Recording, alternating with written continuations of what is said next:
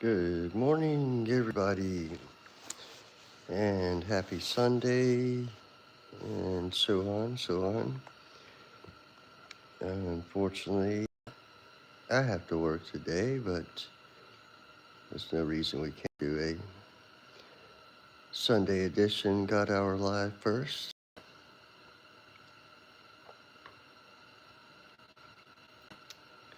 And true enough, we've been discussing the book of Acts, but let's deviate just a little bit from that because I think it's important we talk about 6-7.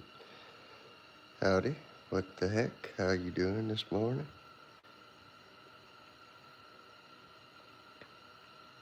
And I'm not going to condemn this 6-7 thing or say that it's evil or anything like that.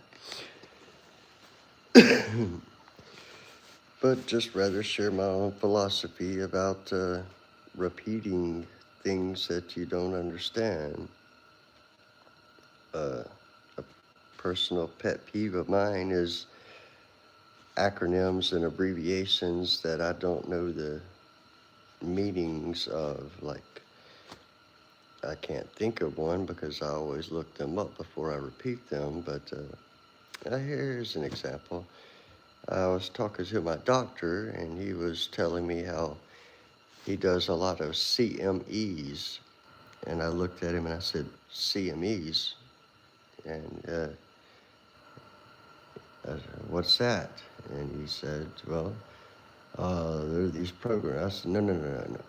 What does CME stand for? And he said, oh, continued medical education. I said, oh, okay. Now you may freely say CME, and now that I'm on the same page. And I think it's good for doctors to do continued medical educations as new advances come along and so on. But for me to go around saying CME could mean anything. CME, get it? Uh, and similarly with 6-7, I've heard some people say it's an evil reference. Morning, Brian. I've heard some people say that it's simple childhood innocence means nothing. I've got my own opinion of it, and that it's kind of a neutral thing. And yes, I've heard this stuff about the basketball player being 6'7". I've heard that rapper supposedly practicing Satanism and corrupting children. But all that's something I don't know about, I haven't looked into. I would agree the kids are not meaning anything by it. And that's my biggest hang up with it is nobody knows what or how to describe it. And for example, here's another example. When I was a kid, like 9, 10, 11 years old, I used to get on what we called chat rooms back then, Internet Relay Chat, IRC.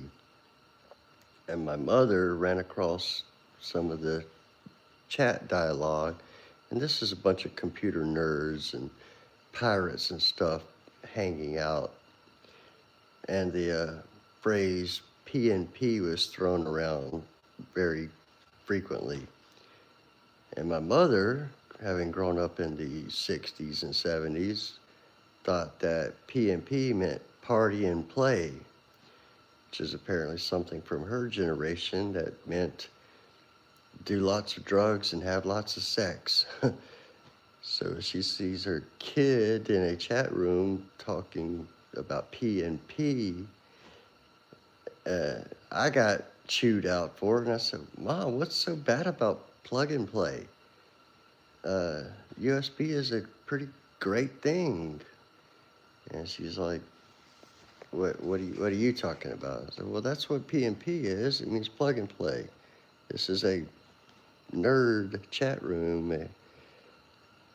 PNP is what we would only mean plug and play. We wouldn't be talking about drugs and sex and an internet chat room. For one thing, there's very little sex going on, at least in those days where all these were old hackers.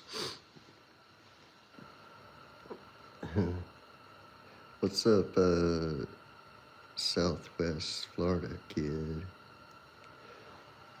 I'm going to assume that's what that means. But then again, there's, to iterate my point, if you don't know what the abbreviations mean, look them up before you reuse them or assume you do. But to make my point about 6-7, and I don't buy the Deuteronomy 6-7 thing.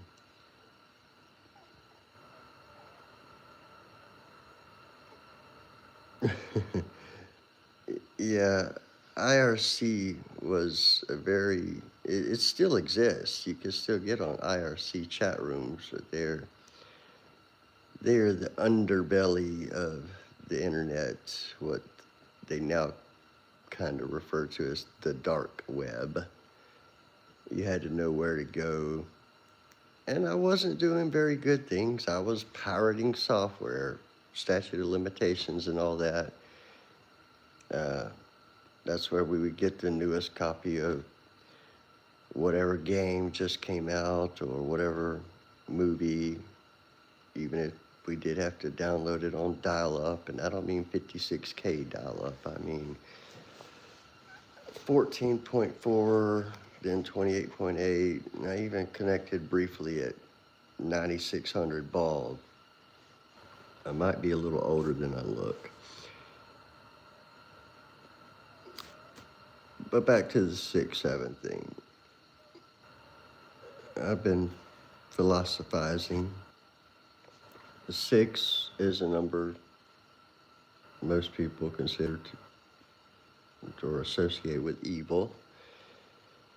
7 is a number most people associate with good. They're simple integers. They appear beside each other. And you see the little hand gesture, the 6-7, 6-7. I kind of see that as a spiritual quandary or spiritual battle between deciding to do what is right, to do what is wrong, or if something is right or wrong. Is it 6 or is it 7? Much like the cartoons of my generation, you see the little angel perched on Donald Duck's shoulder or whatever, and the demon on the other side, 6 and 7.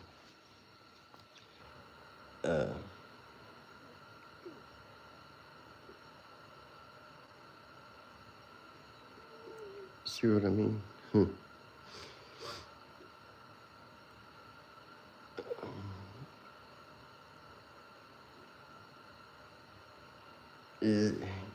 It is hard to maintain focus on any one topic, especially if I'm keeping an eye on the chats.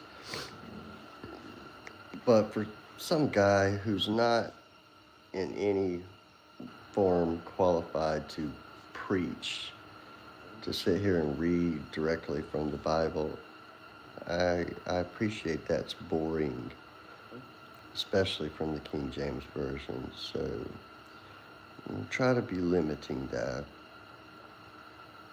But this forum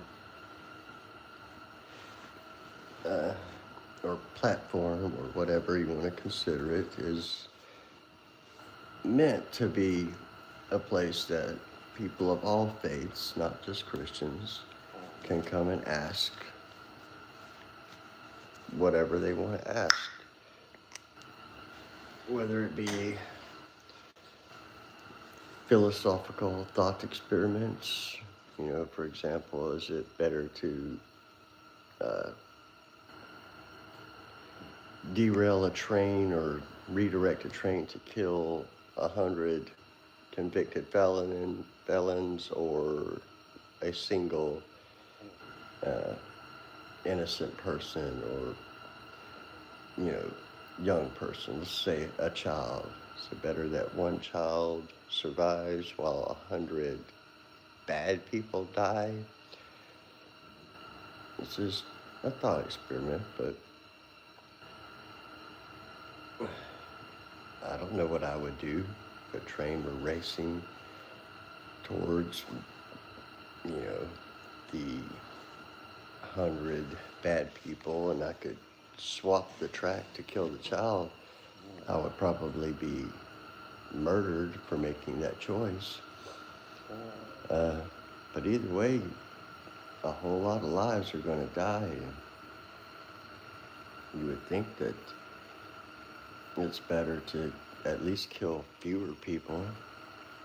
But then again, all of these, we could say all of these were convicted felons, like it was a bus on the track full of convicted murderers. That's still not to say there may not be one among them or many among them that can do something positive, even from jail.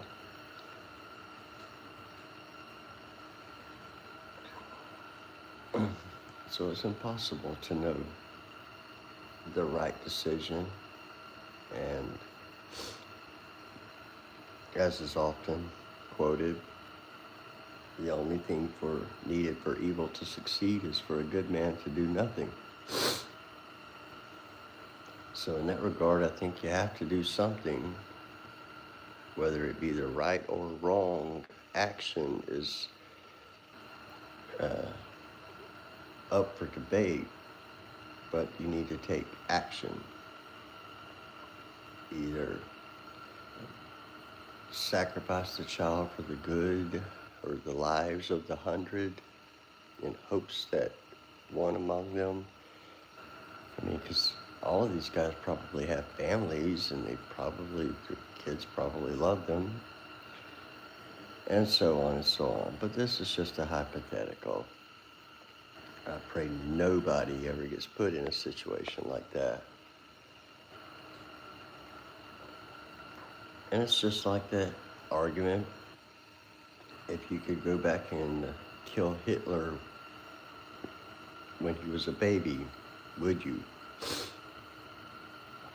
Well, no. I wouldn't kill a baby in any circumstance.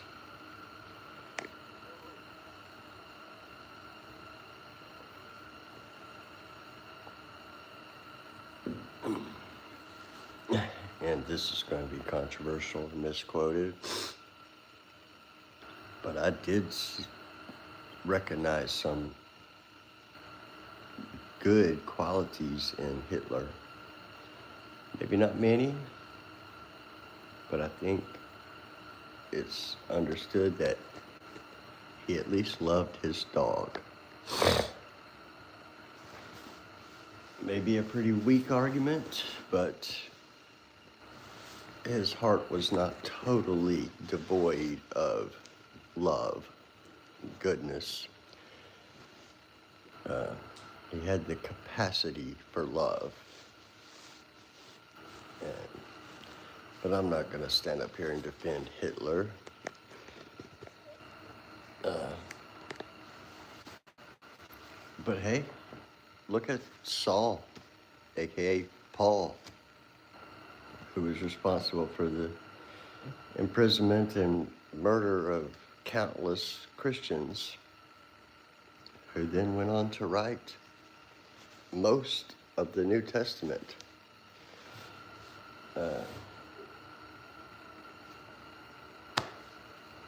So you can never say, nothing is not given to us to say anybody should or should not live uh,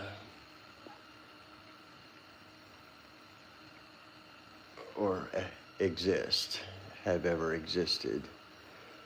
Now, if someone does commit, you know, terrible crimes, they should be punished for them. And I'm not against the death penalty.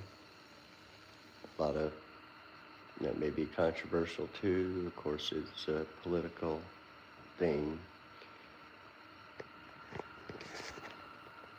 But I also don't want my tax dollars going to pay for someone to get 3 meals a day and a bed for the rest of their natural lives if they've done something so heinous as, say, murdered multiple people on multiple occasions, aka serial killers, or harmed a child in a terrible way.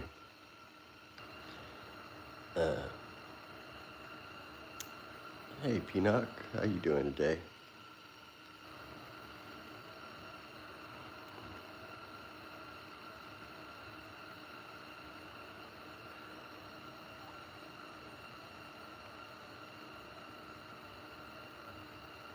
Do I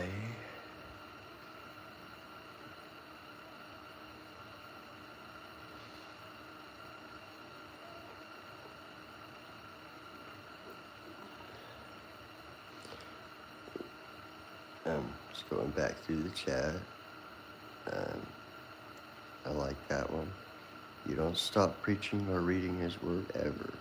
You plant the seed and it will grow.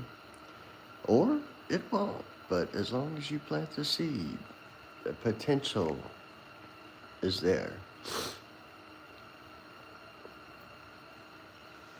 And that's that's one of the side motivations behind this God Hour entity, which is always the first hour of the day for me. I work late. Sometimes I'm just coming off of a 15-day stretch. And if you've seen some of the previous God Hours, you might have remembered the special on the Sabbath, how important it is to take a day every week to yourself, or as it says, Mark chapter 2, verse 7, the Sabbath was created for man, not man for the Sabbath. Unfortunately, I don't always get that option, mainly because I can't depend on everybody at my job to come to work. And as I'm the assistant manager, if someone doesn't show up, it falls on me or the actual store manager to cover that shift somehow or some way. If I can't find someone to cover it, I have to do it. Thus,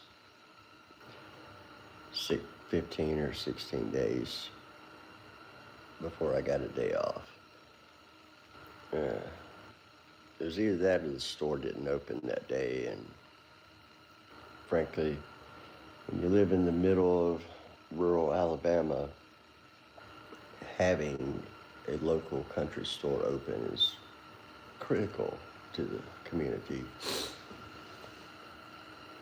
So even though God doesn't sign my paychecks, I like to see that I work for God.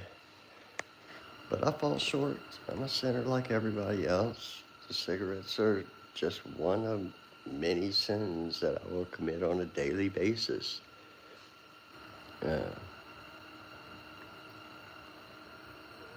not even going to try to back up all the things I used to do to justify the cigarettes. They're bad. But the reason I smoke on camera is to point out that I'm no better than anybody else, and I do get shamed regularly for smoking on a Christian-based platform. But it is what it is.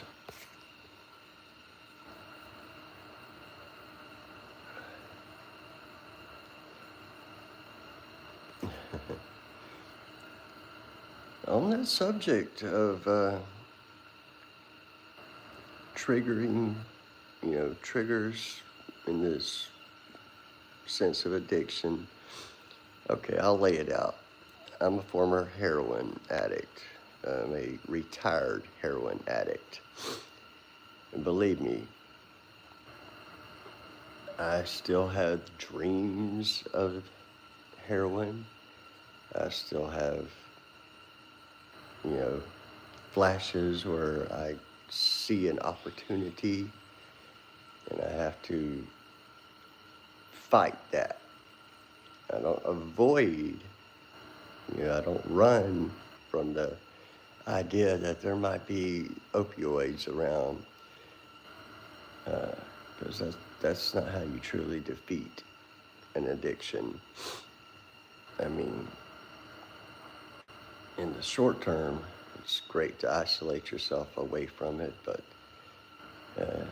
let's say if you're an alcoholic and you want to quit, you're going to have alcohol in your face every day for your entire life.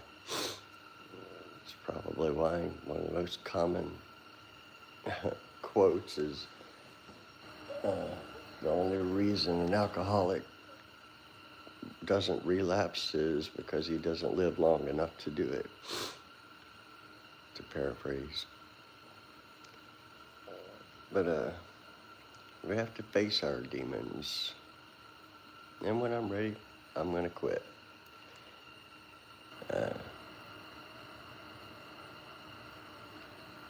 Or maybe I'm not. Maybe I'm lying to myself. Because I'll tell myself when I have everything in life perfectly without stress, then it'll be time to address the nicotine addiction. And there's no point in life where you don't have stress until you die. So I guess ultimately I will quit smoking one day.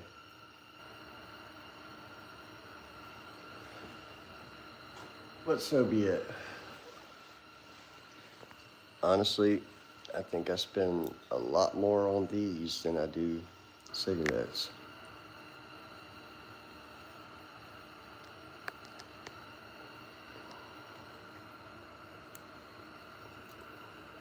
That's another good point. God did create tobacco, and many cultures embrace it and don't abuse it. They don't mass manufacture pre-made cigarettes. If I may elaborate on or reiterate some of the things I've discussed before, because a lot of new people are in here today, or maybe not a lot, but there are new people. Enoch is our regular here. I think we can call him the official mascot of God Hour, which I find wonderfully ironic in that I believe he's Hindi. So that's a good thing. And that's the problem with the Christian community as I see it.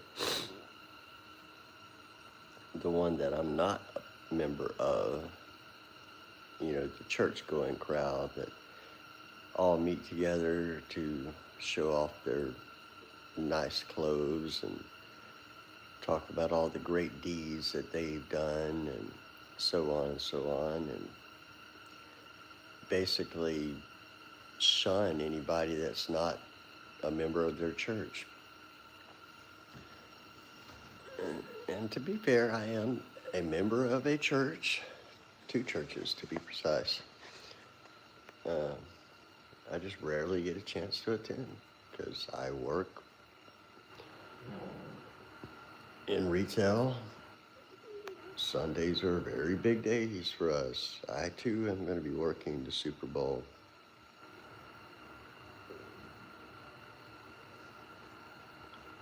But I have no interest in watching the Super Bowl. I'm a NCAA person, War Eagle for that matter. But even that's gotten so commercialized and boring. Anyway, you may also have heard that here in Alabama and Tennessee, we've been going through some pretty rough weather for us. When the weather stays in the teens for a week, it hits us hard.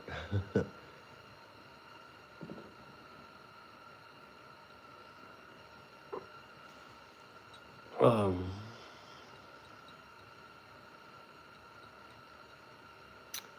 so what else is going on, as my former boss used to say, who was a Muslim for that matter, from Syria.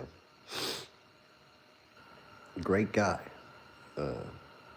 Taught me a lot about running a business, taught me a lot about making that business successful. Our particular business, which was a computer repair shop, was voted best in the city of Columbia, South Carolina for 14 years straight.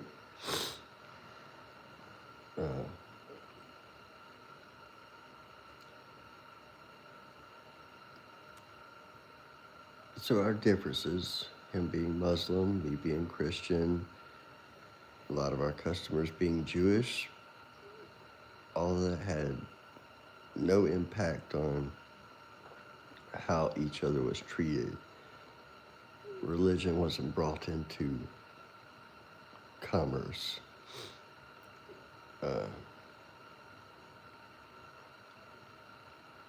One might argue that commerce is its own religion, or capitalism.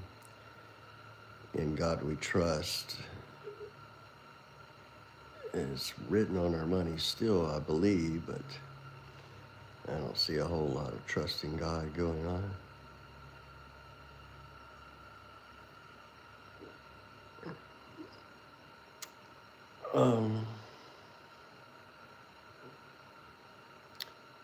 We can, of course, continue discussing the book of Acts. And I think we left off in like chapter 10, something like that. Let's see what the old digital King James Version.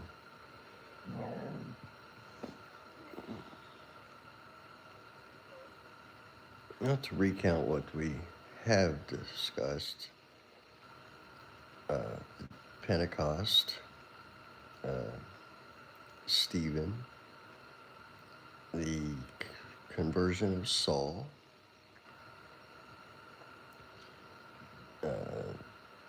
on the road to Damascus, Saul being stricken blind and healed or given back his sight by a man named Ananias, which is interesting because earlier in Acts we see a man named Ananias and his wife Sapphira die right there, I think in the temple, for basically lying to God and lying to the apostles who were filled with the Holy Ghost at that time. They were trying to claim they'd given all of their possessions away, but yet they were hoarding a portion of them secretly. And They both died right then and there, one after the other, unbeknownst to each other even.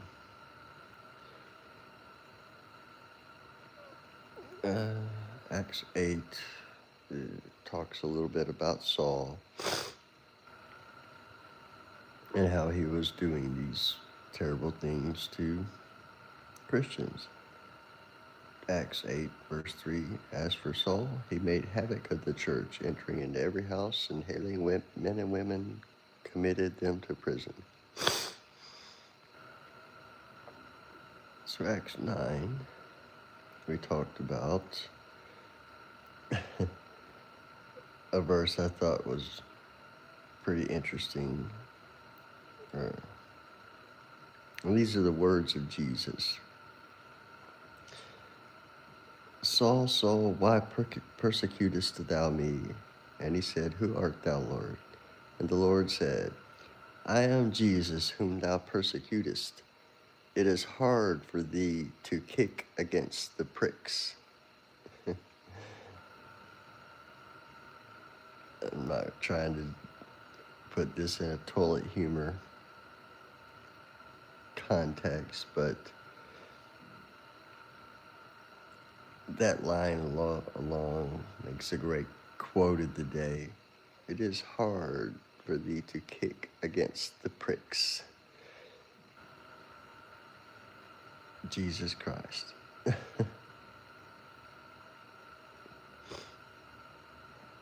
In any case, Acts 10 talks about the conversion of Cornelius. There was a certain man in Caesarea called Cornelius, a centurion of the band called the Italian band, a devout man, and one that feared God with all his house, which gave much alms to the people and prayed to God always. Always. Is it a typo? Or did they just use a different word for always back then?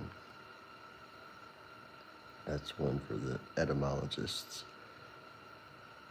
He saw in a vision, evidently about the ninth hour of the day, an angel of God coming into him and saying unto him, Cornelius. And when he looked on him, he was afraid and said, What is it, Lord? And he said unto him, Thy prayers and thine alms are come up for a memorial before God. And now send men to Joppa and call for one Simon, whose surname is Peter. He lodgeth with one Simon a tanner, whose house is by the seaside. He shall tell thee what thou oughtest to do.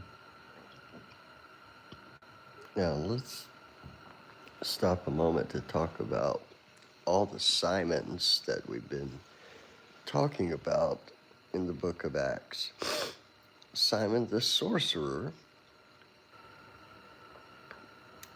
Simon the tanner, and then Simon who is also Peter.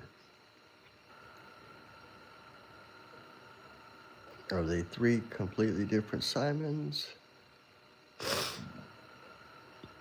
Because we never really got a very clear understanding of what happened to Simon the sorcerer, who wanted to buy the power of God. He offered Peter and John, Peter, who is also Simon, offered them money to give him the power to do great, powerful deeds like healing the lame and giving the blind their sight. So I don't think Simon the sorcerer was actually trying to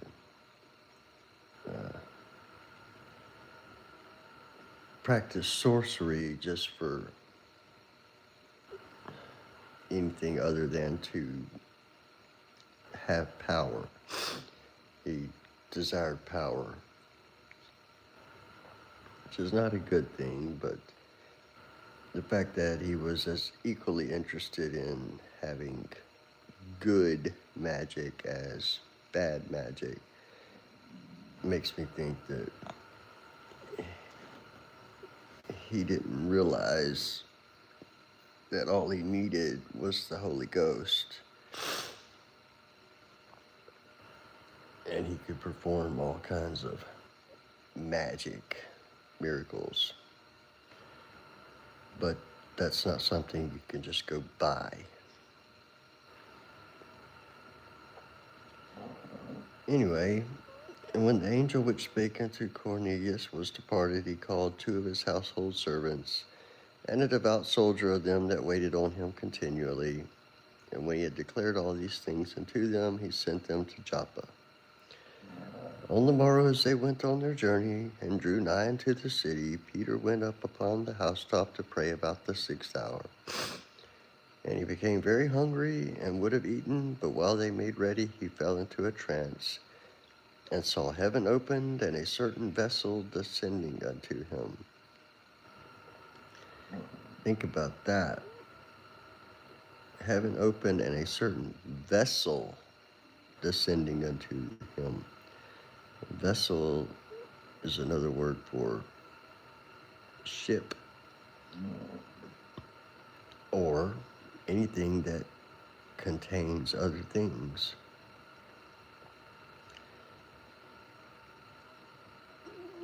So I don't know what translation this means, but for a vessel descending from heaven.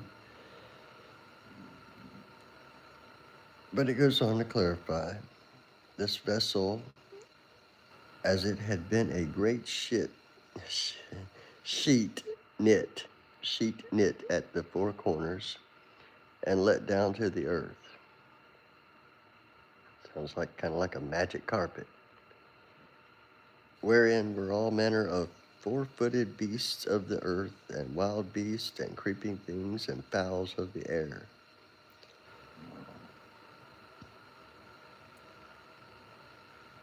On top of this sheet.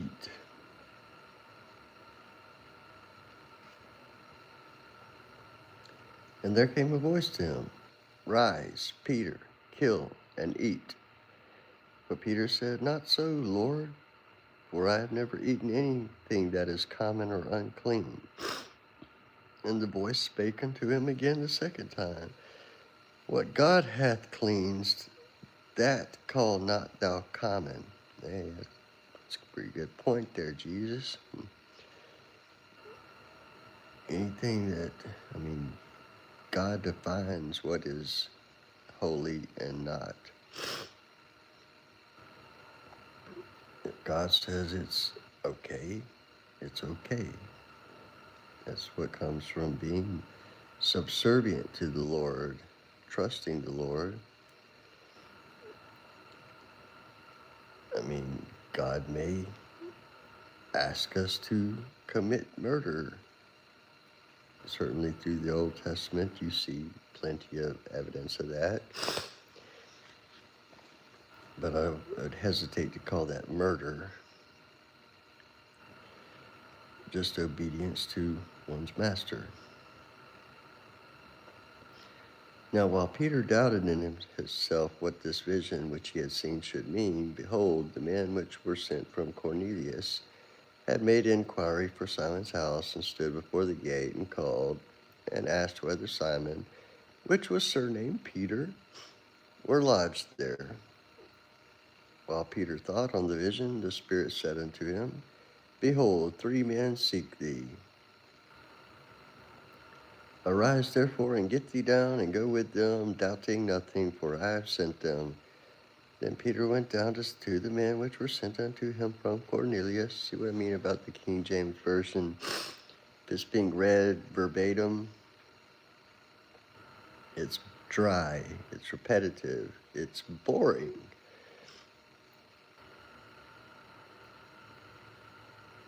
And said, Behold, I am he whom ye seek. What is the cause wherefore ye are come? And they said, Cornelius the centurion. And surely you've heard of centurions, but they were the elite Roman soldiers. And And they said, Cornelius the centurion, a just man, and one that feareth God, and of good report among all the nation of the Jews, was warned from God by an holy angel to send for thee into his house, and to hear words of thee. Then called he them in, and lodged them. And on the morrow Peter went away with them, and certain brethren from Joppa accompanied him. All of this, verse 17 through 23 here, it just, it, it smacks of dryness and boredom. And I can definitely understand why people don't want to hear it. It's hard to decipher what's actually being said. But it is the holy text. And we have to look at it a little bit by little bit. Don't just try to pick up the Bible and read from Genesis 1 through Revelation, whatever the last chapter is. Let's just, for sake of my OCD, 22, Revelation 22. You can't just read the Bible cover to cover and expect to understand it. In fact, I've been reading the Bible for some 40 years now. I still don't understand most of it.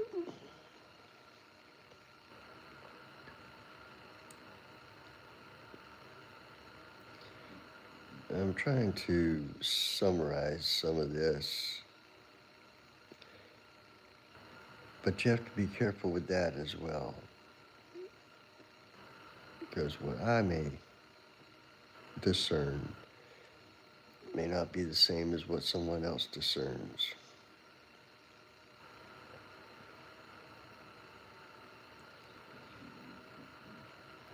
Now, I happen to know this story.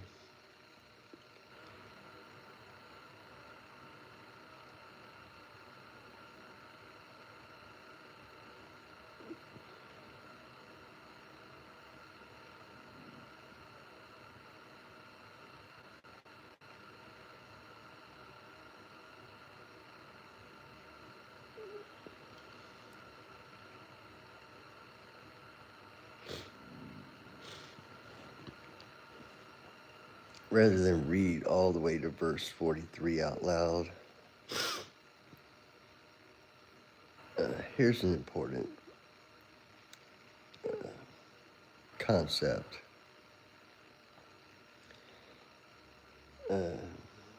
Where to start though?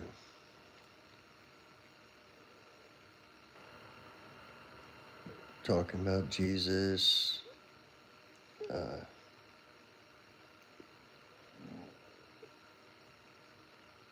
talking about, I guess, Judas.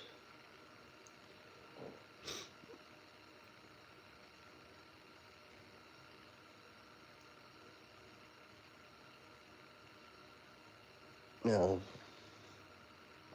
verse 39 says, And we are witnesses of all things which he did both in the land of the Jews, this being Jesus, and in Jerusalem, whom they slew and hanged on a tree.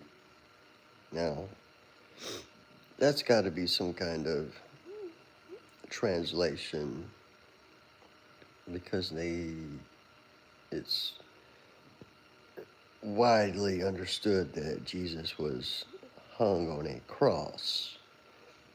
Of course, cross made from wood, which is made from a tree. I find it odd that they don't just say whom they slew by crucifixion. Him God raised up on the third day and shewed him openly, not to all the people, but unto witnesses chosen before of God, even to us, who did eat and drink with him after he rose from the dead. Now, there's a lot of stuff that Jesus did after the resurrection. It wasn't just Jesus died, Jesus was entombed for 3 days. Then the stone was rolled away from the tomb, and Jesus went to heaven. There was a lot of stuff he did. Because Jesus was mortal, and he loved his friends and family. And he didn't want to leave them, even to take his kingship in heaven. He still wanted to give a proper goodbye to his buddies. You know, they've been palling around all this time, and he didn't want to just abandon them, but he wanted to reassure them that he was going to be with them always, and he was sending the Holy Ghost in due time, in 37 days, 40 days from the crucifixion, counting the crucifixion, aka the day of Pentecost. Anyway,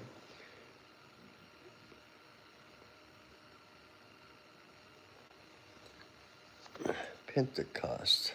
Penta meaning 5. 5 times 8. Again, one for the etymologist. But this is what I wanted to lay out. Verse 44. While Peter yet spake these words, the Holy Ghost fell on all them which heard the word. And they of the circumcision which believed were astonished, as many came as with Peter, because that on the Gentiles also was poured out the gift of the Holy Ghost. For they heard them speak with tongues and magnify God. Then answered Peter, Can any man forbid water, that these should not be baptized, which have received the Holy Ghost as well as we? And he commanded them to be baptized in the name of the Lord. Then prayed they him to tarry certain days. All right, that's Acts chapter 10. So, we're approaching our 1 hour mark. We got our short is posted. We have done a chapter. We have talked about a little bit of the 6-7 stuff. And I am planning to just keep doing a daily book, chapter 6, verse 7, kind of thumbing my nose at the 6-7 phenomena.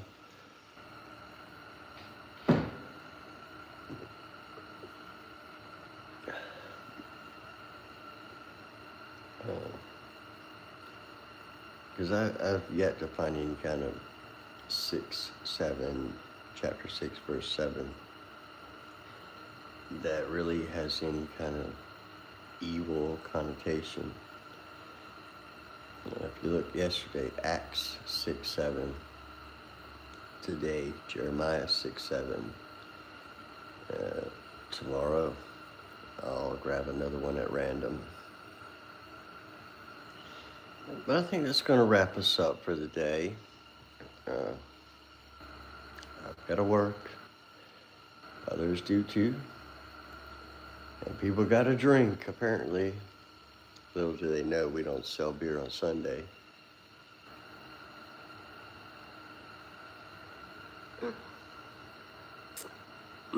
So, in conclusion, admin@godhour.org if you have prayer requests that you want to ask for in privacy. I suppose that's going to do it. Yep. All right. God bless you all. Thank you for your support. Thank you for your conversations. And be seeing you soon. Got our short tomorrow, of course, but let me see. Tomorrow being Monday, I'll be working late, so we could do a God Hour live in the morning. but I have to be at work at 6 a.m. Tuesday, uh, and I have to close at 10:30 Monday night. So that gives me a very, very brief window for sleep. It is what it is. Like I said, I work for God, not for my paycheck. That sounds vain. That sounds pretentious. I apologize for that. I'd like to elaborate, though, that my point is no matter what you do for a living, if you dig ditches, if you clean toilets, if you flip burgers, uh, you can do any of those and please the Lord. Uh, a brain surgeon, a rocket scientist, they are no more valuable to God than the fry cook and so on. It all depends on how you work. If you show up on time, preferably with time to spare, uh, serve your customers or patients or what have you humbly, to the fullest extent of your ability. Uh, Go above and beyond what your boss, your paycheck signer, requires of you, and work for the Lord. And it will be much more satisfying. Just believe me, I don't do this job for the money. God bless you all and see you pretty soon. Looks like somebody might have just joined. I don't want to run you off as I'm concluding. Care to say hey? No. Okay. Well, I'll see you guys then. Adios. Hasta luego. Y mañana.